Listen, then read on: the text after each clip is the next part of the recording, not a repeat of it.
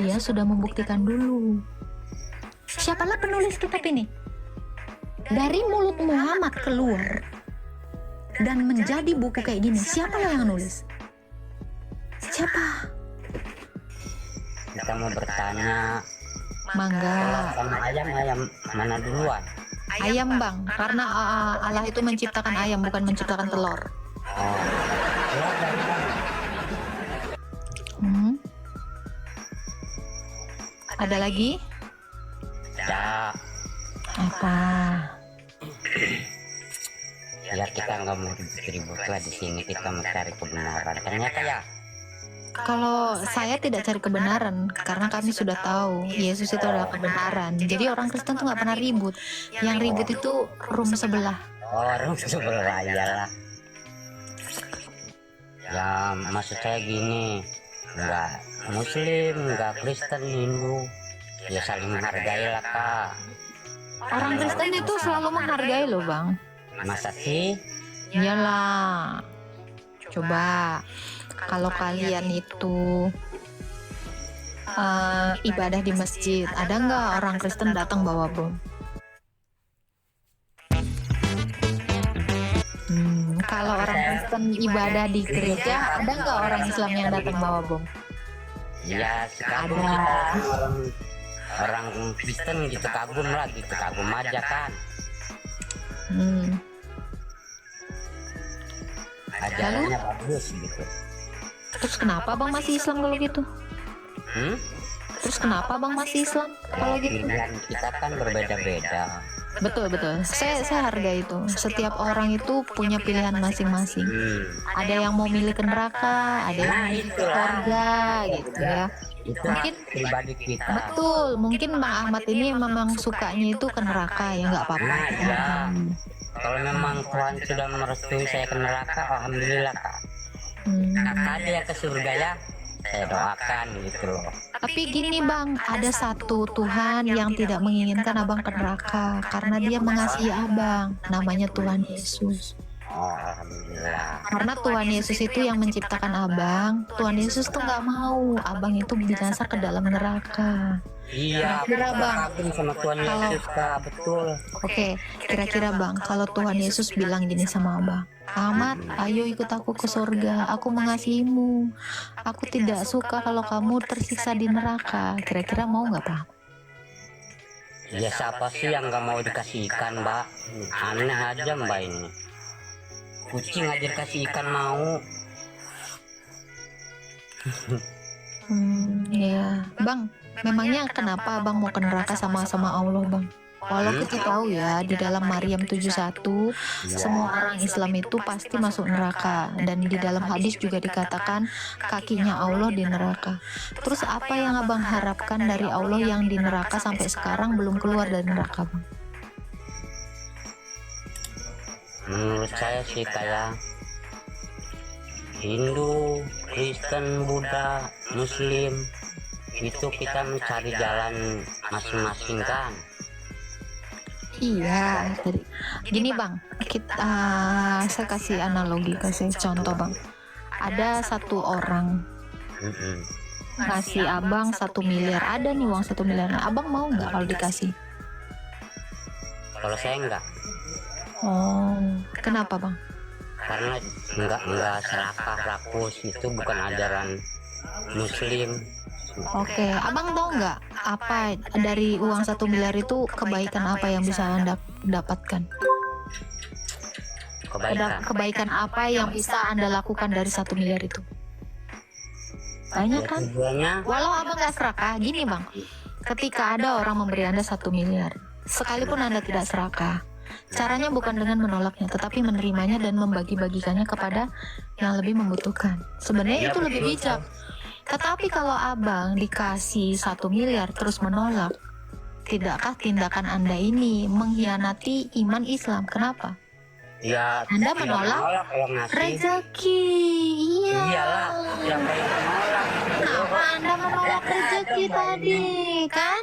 Anda nggak berpikir panjang. Kalau menolak Kenapa itu kamu menolak namanya rezeki? orang munafik mbak. Nah kamu tadi barusan saya kasih contoh, ada yang 1 miliar, kamu munafik, saya nggak serakah. Padahal ada begitu banyak kebaikan yang bisa dihasilkan dari uang 1 miliar. Nah ini Iya. kebijaksanaan seseorang dalam menyikapi hidup ini pun itu masing-masing berbeda kadarnya. Contoh seperti Pak Ahmad. Pak Ahmad ini cenderung munafik. Betul? Ya kita saling belajar aja lah Mbak. Kita belajar. Bukan masalahnya gitu ya Bang ya. Pertama sekali, kalau ada orang yang menawarkan 1 miliar, kalau dengan keikhlasan dan benar gitu, Anda harusnya menerimanya. Walaupun Anda berdalih Anda tidak mau serakah. Munafik itu namanya kalau nggak mau. Ya. Oke, jadi abang kalau ada yang ngasih 1 miliar mau? Iya mau dong. Nah gitu, karena tadi abang belum belajar. Sekarang saya tanya Anda, kalau Tuhan Yesus datang memberikan hidup kekal sama Anda mau nggak? Iya. Kan aku Nggak udah mau. bilang, sama Mbak, kucing dikasih ikan, mau nggak? Gitu aja ya mau. Oke, kalau abang mau, kenapa masih ikut sama Allah yang di neraka? Kan aku udah bilang, manusia itu punya hak masing-masing pilihannya. Iya, kucing aja dia nggak akan milih kalau di depan matanya ikan. Kok kau milih ke neraka? Lebih pintar kucing. Pintar dia nggak nolak ikan. Kau nolak surga, nerima neraka. Astaga Tuhan. Kita punya keyakinan sendiri-sendiri. Iya, keyakinan kamu itu sudah kamu kenal belum? Menurut saya sih keyakinan saya, kenali dirimu dulu baru kenal sama Tuhan kamu ya. Itu terjadi tuh Kak. Kamu kenal nggak? Kamu kenal nggak dirimu? Nggak kenal. Masa Siapa kamu nggak tahu? kenal dirimu sendiri? Ya makanya lagi mencari, kita kan orang bodoh. Kalau kamu belum mengenal dirimu sendiri, lalu bagaimana kamu mengenal Allah? Nah itu maksud saya mau cari, gimana carinya? Oke. Kalau membaca. Sekarang, ayo kita belajar mengenali dirimu. Nah, Oke, kenapa kamu makan? Kenapa kamu makan? gimana caranya Mbak? Ya ini saya lagi ngajarin kamu. Melalui pertanyaan dari jawabanmu nanti kita dapat kesimpulan. Kenapa kamu mau makan? Hah? Kenapa kamu mau makan? Karena lapar. Oke, kenapa kalau lapar kamu harus makan? Kenapa lapar? Kalau ya lapar lah, makan lah, makan. Iya, lapar, kenapa makan. kalau kan kamu makan karena lapar? Kenapa kalau lapar kamu makan? Ya kalau Jawabannya nggak bisa. lapar, Jawabannya nih saya kasih ya.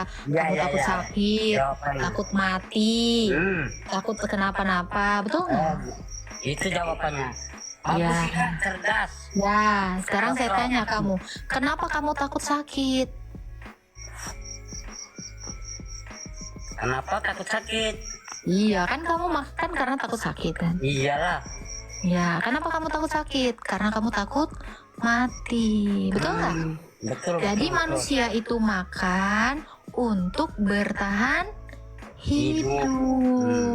Cantik. Nah, itu salah satu hakikat manusia kenapa dia makan. Nah, ini satu pelajaran saya. Ya. Tadi kan udah dikatakan, kamu makan karena kamu takut mati, ya kan? Kamu ingin bertahan hidup kan? Oke. Sebenarnya ini ngeling ke pertanyaan saya yang di awal. Kalau Tuhan Yesus menawarkan kamu hidup kekal, kamu mau nggak? Loh itu yang kamu cari loh di dunia ini. Makanya kamu kerja, kamu menjalani siapa sih yang hidup. nggak- Nah, apa Siapa kita? yang nggak mau hidup kekal kan? Tapi mana bisa Kak, kalau kita mencari hidup kekal cuman kita tidak istilahnya percaya Yesus saja, harus hidup kekal. Ya nggak gitu juga kontesnya Kak. Sebelum saya mengatakan hal itu, saya kan sudah mempelajari ya. Yesus itu sebelum mengatakannya saya mempelajari. Yesus itu sebelum menawarkan hidup kekal sama manusia, dia sudah membuktikan dulu. Apa buktinya? 2000 tahun yang lalu, Yesus itu sengaja mati, turun ke dalam dunia orang mati untuk memberikan kehidupan bagi orang mati. Dan bagi orang yang hidup, dia juga mengatakan, Aku ini sudah bangkit loh dari kematian.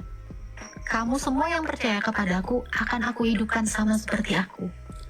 Makanya Tuhan Yesus itu datang, Yohanes 3 ayat 16, karena begitu besar kasih Allah akan dunia ini, sehingga dia mengaruniakan anaknya yang tunggal, supaya Ahmad CDR yang percaya kepadanya tidak binasa, melainkan beroleh hidup kekal. Betul.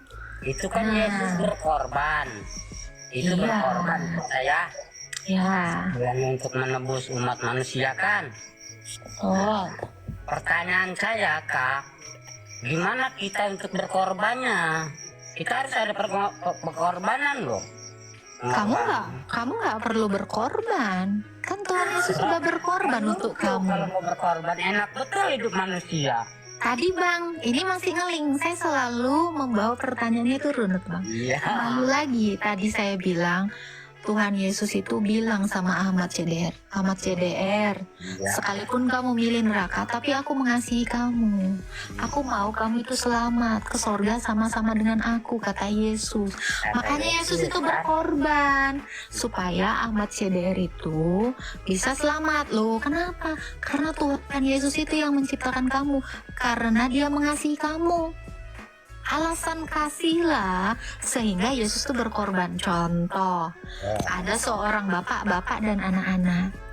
Anaknya ini sakit, bapak ini pasti cenderung apa? Dia pasti akan berkorban demi anaknya, betul nggak? Betul. Kasih Tuhan Yesus itu, sebentar, kasih Tuhan Yesus itu sama seperti bapak yang ingin berkorban kepada anaknya. Itulah hubungan romantis orang Kristen dengan Tuhannya. Pakai es pinjam aja. Nah, keuntungan Ya kayak anak kakak diambil sama Tuhan, berkorban untuk supaya kakak hidup kekal. Gimana menurut kakak? Nggak ada, Tuhan itu nggak ada. Ya nggak ada.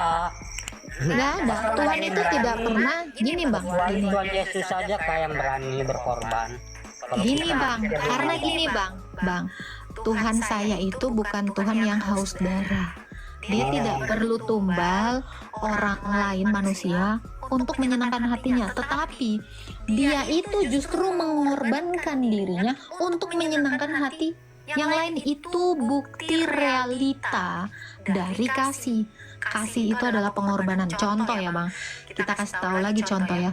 Kamu misalnya pacaran, ada sepasang, Sedikit nih, Kak. sabar. Ada sepasang itu kurban ya, itu berkorban ya bapak dan anak-anak. Ini ada lagi nih, ada sepasang kekasih Bang, laki-laki dengan perempuan. Perempuannya ini selalu ditungguin sama kekasihnya. Padahal kekasihnya ini mungkin capek, mungkin lelah, tetapi dia berkorban demi apa? Demi kekasihnya. Itu adalah wujud cinta kasih laki-laki ini kepada perempuan itu. Kalau kasih itu memang berkorban Bang, secara realita. Demikian Yesus yang adalah yang ilahi, Dia ingin mengasihi kita dengan jalan menjadi manusia untuk apa? Berkorban demi saya, Agatha, demi Bang Ahmad, demi 3.300 orang di sini. Supaya kalian itu berada bersama-sama dengan Yesus di Untuk sorga. berkorban sama Tuhan kita ini apa gitu yang harus dilakukan? Manusia itu nggak bisa berkorban Bang, karena kita ini ciptaan, kita ini gini Bang, kita ini miskin. Sebentar. Kita ini miskin Bang. Berkorban ya. Gini Bang, dengerin. Manusia itu hanya bisa berkorban kepada manusia, tetapi manusia tidak bisa berkorban kepada Allah. Kenapa? Karena manusia ini terbatas. Manusia ini miskin dan tidak punya apa-apa, bahkan kita tidak punya yang berkekal. Itu yang harus Abang tahu.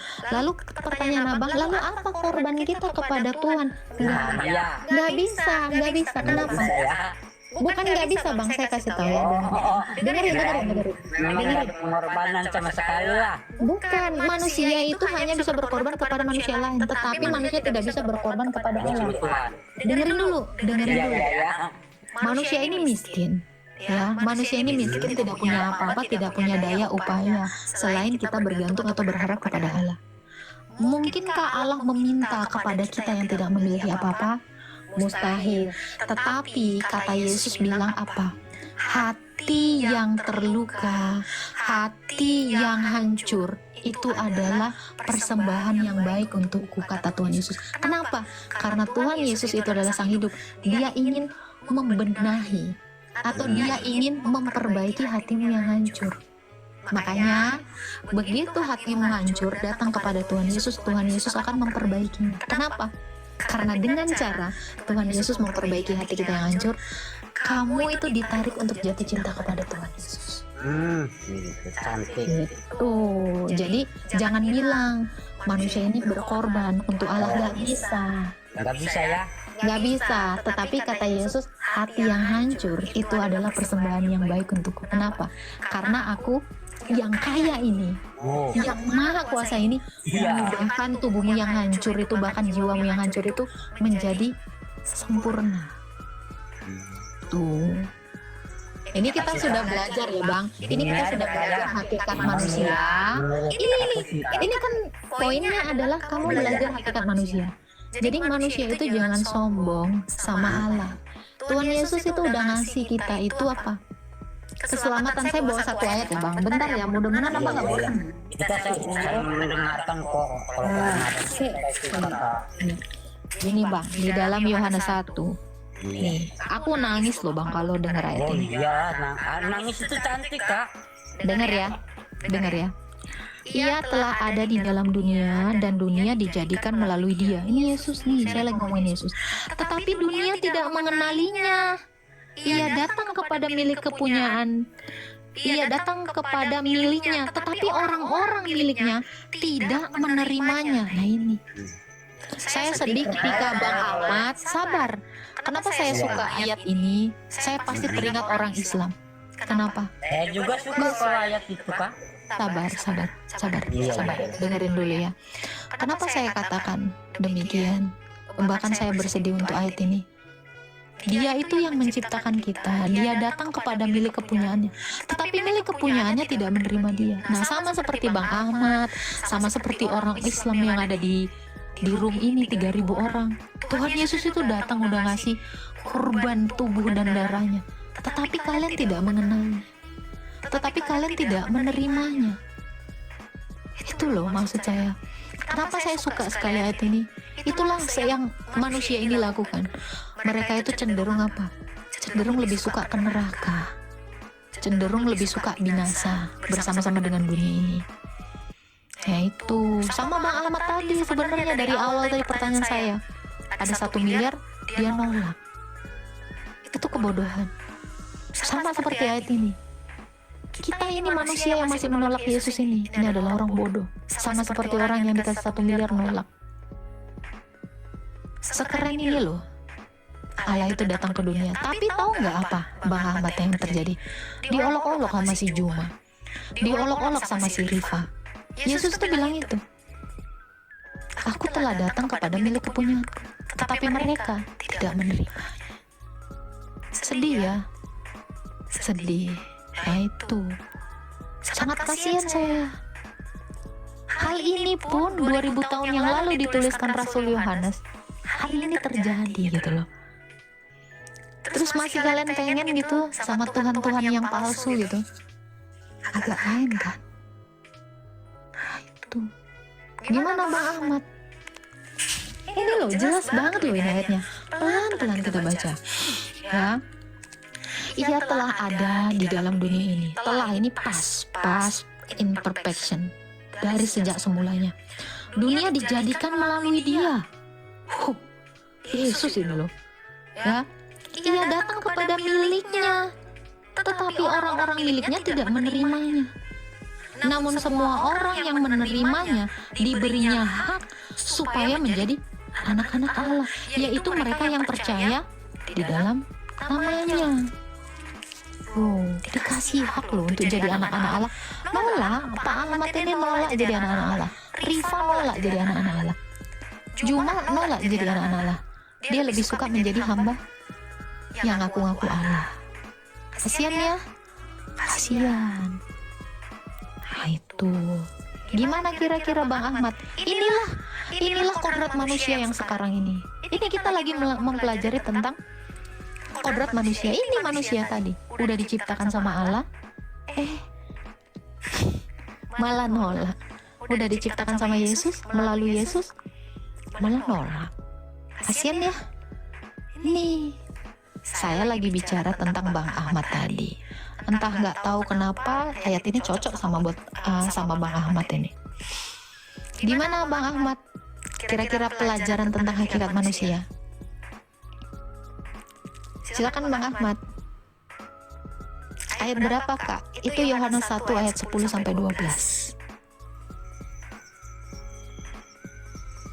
Gimana? Tuhan Yesus itu udah datang ke dunia, tapi kalian nolak. Sudah datang lah. Masa mau datang lagi? Menurut kakak mau datang lagi kan dia? Iya, untuk menghakimi. Oh, untuk menghakimi. Iya, yang pertama dia datang. Sebentar. Enggak sejati itu Kak untuk menghakimi. Oke, gini Kak. Ya, dia kan kedatangan pertamanya itu untuk apa? Untuk menunjukkan kasihnya. Yang kedua kali dia datang untuk menunjukkan keadilannya. Makanya saya berulang kali bilang, ikon ini keren banget ya. Ini asimetris ya. Ini memperlihatkan, ini asimetris. Ini memperlihatkan kasihnya, ini memperlihatkan keadilannya. Pertama sekali Yesus itu datang menunjukkan kasihnya. Yang kedua kali dia menyatakan keadilannya. Nah, ini biru ini adalah lambang keilahiannya, dan inilah kemanusiaannya, ini kebangsawanannya. Ini dia yang ilahi datang dalam rupa manusia. Gitu. Ini lagi memberkati deh. Nah, ini kenapa dia membawa kitab seperti ini? Karena dia adalah sang pencipta itu. Orang-orang yang di dalam buku kehidupan ini, inilah orang-orang yang dibangkitkannya. Ini ikon sang pantokrator. Itu Bang Ahmad. Itu tadi ayatnya. Gimana Bang Ahmad?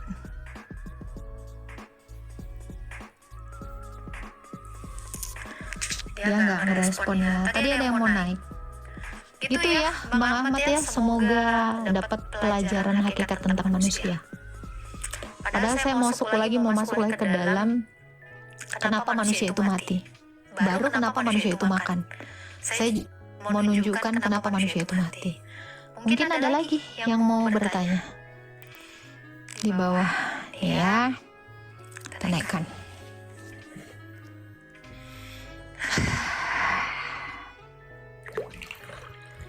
Halo, Abdul. Islam Kristen Abdul. Saya Muslim. Kenapa Mbak? Ada yang mau ditanya? Saya mau tanya, semua yang Mbak katakan tadi, itu kan Mbak bilang kata, itu kan versi Mbak kan, keyakinan Mbak. Saya juga punya keyakinan bahwa Tuhan itu hanya Allah Subhanahu wa Ta'ala. Tidak ada Tuhan kecuali Dia. Buktinya? Kalau Mbak bisa mengatakan tadi versi Mbak, saya juga bisa mengatakan versi saya, keyakinan saya, bahwa hanya tidak ada Tuhan selain Allah. Gitu. Oke, silakan jelaskan. Silakan jelaskan. Sebentar Mbak. Terus tentang Yesus, kalau di kita itu adalah Nabi Isa. Nabi Isa pada saat itu ada sahabat Nabi Isa yang berkhianat. Apa namanya? Saya nggak fokus nama ya. Saya ke Kalau aja nggak tahu Bang, apalagi kau. itu nggak penting. Ini versi Karena saya. kamu nggak tahu, bukan nggak Ini saya bicara. Jadi kan tadi Mbak bicara terus tuh keyakinan Mbak. Ini keyakinan saya, ya kan? Ini Tapi ini ada datanya nggak? Kayak saya, nggak ada datanya, congor-congor doang. Kalau saya Mbak bicara data itu dijamin nggak kebenarannya? Oke, jamin dong. Ini yang Siapa yang ngurus para jamin? rasul. Siapa yang jamin? Para rasul. Rasul itu siapa? Banyak, Matius, Markus, Lukas, Yohanes, Filipus. Nah, bisa Mbak ketemu dengan dia? Mbak bisa ketemu dengan mereka? Ada yang bertemu dengan mereka dan itu turun Siapa? temurun Mbak sampai ketemu kepada nggak sama saya. mereka? Mbak ketemu nggak sama mereka? Kamu ketemu nggak sama Muhammad? Enggak, saya tanya Mbak. Nah, Mbak ketemu nggak sama dia? saya mengenal mereka melalui Ya, pemberitaan. mengenal, Ini tapi nih, ketemu dengar, nggak? dengar. Enggak, ketemu nggak Mbak sama mereka? Jawab dulu pertanyaan saya. Ketemu. Di mana Mbak ketemu sama Oke, dia? dengerin ya. Jawab dulu, Dengerin Mbak ya. ketemu di mana Saya, sama oke, dia? ini saya jawab, diam. Saya mengenal para rasul itu melalui orang yang ketemu sama dia. Orang yang ketemu dengan muridnya itu turun lagi, bertemu lagi Dijamin nggak itu dan mengenal. kebenarannya? Siapa yang Dijamin. menjamin itu? Siapa yang jamin itu? Siapa yang jamin itu? Tuhan Yesus. Tuhan Yesus itu siapa? Tuhan yang menciptakan kau. Nah, sekarang kan Mbak yakin dengan kitab Mbak, saya juga yakin dengan kitab saya. Oke. Bagaimana kalau kita bersumpah? Gini ya Pak ya, tadi saya menuliskan, mengatakan orang-orang yang bertemu dengan Yesus ini banyak dan terkonfirmasi. Sekarang saya tanya, Terkonfirmasi sama siapa Mbak? Terkonfirmasi sama siapa? nah itu Matius, Markus, Lukas, Yohanes. Matius itu siapa Mbak? Matius itu siapa? Spiritnya Yesus. Nah, Mbak kenal sama dia? Saya Mbak bisa mengenalnya yakin, melalui dari itu. Mbak kenal sama dia? Bang, pelan-pelan bang, kok kayak susah Ini banget. kan saya tanya, Mbak kenal sama dia? Kenal, makanya saya tahu namanya. Kalau kenal sama saya, nomor WA-nya ada nggak? Di zaman itu belum ada WA. Nggak Bang, ada. oke, Kasihan bang, ya, kasihan oke, banget kalau bang, kayak gitu. ya nggak apa-apa bang. Tapi satu hal yang saya tanya, Anda tadi mengatakan Allah itu Esa 1, ya. Anda tahu dari mana? Ya dari kitab saya juga kan. Kan saya bilang tadi. Mbak kan yakin Oke. dengan kitab Anda Mbak tahu nih, dari ya. kitab Anda. Oke, baik. Ah, Anda Mbak tahu dari yakin kitab dengan- Anda. Kitab ini dari mana? Kitab ini dari mana? Ya, dari Tuhan saya. Loh, ini Allah yang ngasih. Oh iya dong. Langsung. Ya nggak langsung lah Mbak. Mbak akan ada nggak sih? Mau ngomongin agama loh. Kau aja nggak tahu kitabmu ini bersumber dari satu mulut orang Arab namanya Muhammad. Kemana kamu? Kamu mengenal Allah itu Esa 1 dari congor satu pria Arab namanya Muhammad yang menikahi Aisyah 6 tahun dan mencabulinya, menggaulinya 9 tahun. Apa yang bisa kau dapat dari kesaksian satu orang yang tidak terkonfirmasi? Kau aja nggak kenal. Siapalah penulis kitab ini? Dari mulut Muhammad keluar dan menjadi buku kayak gini. Siapa yang nulis? Siapa? Hah? Kau kenal nggak sama Muhammad? Muhammad aja nggak kenal Allah. Kalau para rasul kenal Yesus. Karena para rasul itu ketemu langsung dengan Yesus Tuhan saya. Muhammad kapan ketemu langsung sama Allah? Gimana bang? Kau mau menjelaskan agamamu, kau aja gak tahu apa-apa. Hah? Ngomong kau mau kenal satu Allah itu dari mana pun, cuman dari mulut pria Arab yang menggauli budaknya Hafsah di ranjang si Hafsah. Kenal apa kamu? Hah? Apa yang mau kau ambil? Teladan apa yang kau ambil dari mulut satu pria yang mukanya asam kepada seorang buta? Abah saya kata. Yang tadi akan ayat 1 sampai 5.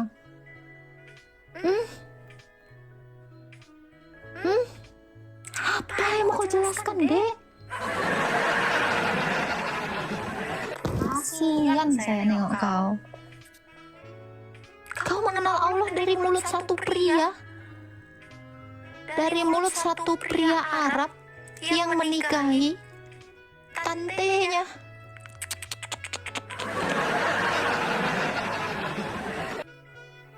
Kau mempercayai mulut satu pria Arab yang menikahi anak mantunya setelah cerai? Tak patut, tak patut.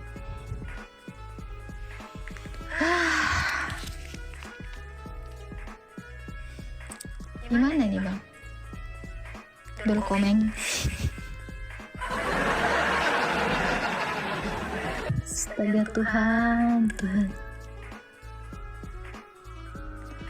Menyala pantatku. Udahlah aku capek loh live ini, serius. Mudah-mudahan ada yang terketuk dari apa live saya hari ini ya. seandainya kalian berpikir ya, Tuhan Yesus itu adalah Allah yang benar, kalian pasti akan selamat. Berpikir aja dulu, berpikir aja. Kalian percaya Tuhan itu satu, sumbernya dari satu mulut, atau kalian lebih percaya Allah Tritunggal berdasarkan kesaksian banyak orang, para nabi dan para rasul.